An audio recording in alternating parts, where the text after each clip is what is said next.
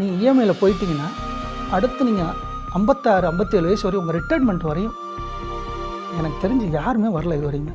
இஎம்ஐயில் ஒன்ஸ் விழுந்தாங்கன்னா don't come back again.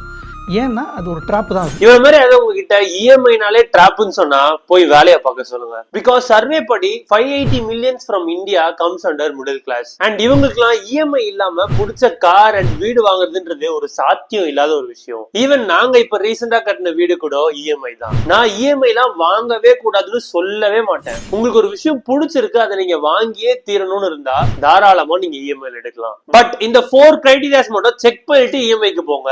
இல்லாட்டி எல்லாரும் சொல்ற மாதிரி இஎம்ஐ கட்டியே உங்க லைஃப் போயிடும். அதுக்கு முன்னாடி இந்த மாதிரி யூஸ்ஃபுல்லான ஃபைனான்ஸ் ரிலேட்டட் வீடியோஸ் டெய்லி பார்க்கணும்னு நினைச்சீங்கன்னா பேஜை மறக்காம ஃபாலோ பண்ணிக்கோங்க. First, EMI should be less than 40% of your salary. உங்க டோட்டல் இஎம்ஐ மந்த்லி சாலரியோட 40% கீழ இருக்க மாதிரி பாத்துக்கோங்க. Second, choose shortest tenure. எவ்வளவு முடியுமோ அவ்வளவு லோவஸ்ட் டென்யூருக்கு இஎம்ஐ போங்க. Third, interest should be less than 10% than the product price. அதாவது நீங்க 50K ஒரு ப்ராடக்ட் பை பண்றீங்கன்னா நீங்க டோட்டலா பே பண்ண அமௌண்ட் 55K மேல போகாத மாதிரி பாத்துக்கோங்க. லாஸ்டா, ஜாப் லாஸ் செக். அதாவது நீங்க இப்ப பண்ணிட்டு இருக்க ஜாப்ல இருந்து உங்களை ஃபயர் பண்ணிட்டாங்கன்னா அட்லீஸ்ட் நெக்ஸ்ட் 3 to 4 மந்த்ஸ்க்கு இஎம்ஐ பே பண்ண முடியுமான்னு செக் பண்ணிக்கோங்க. இது எல்லாமே ஓகேனா நீங்க தாராளமா இஎம்ஐக்கு போலாம். அண்ட் உங்க சேலரிக்கு ஃபிட் ஆகுற மாதிரி நீங்க என்ன ப்ராடக்ட் எவ்வளவு இஎம்ஐ வரைக்கும் எடுக்கலாம்னு டீடைலா நானே அனலைஸ் பண்ணி ஒரு பிடிஎஃப் மேக் பண்ணிருக்கேன். பிடிஎஃப் வேணும்னா இஎம்ஐன்னு சொல்லி கமெண்ட் பண்ணுங்க, உங்க டிஎம்க்கு பிடிஎஃப் ஷேர் பண்றேன்.